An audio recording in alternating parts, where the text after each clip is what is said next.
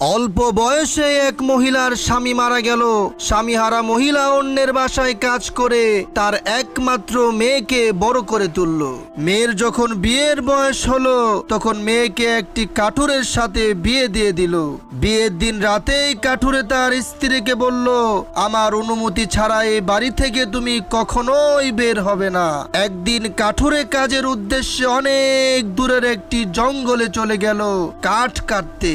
তখন তার স্ত্রীর কাছে খবর আসলো তার মা মারা গেছে, কিন্তু স্বামীর অনুমতি ছাড়া বাড়ি থেকে বের হতে নিষেধ করেছে।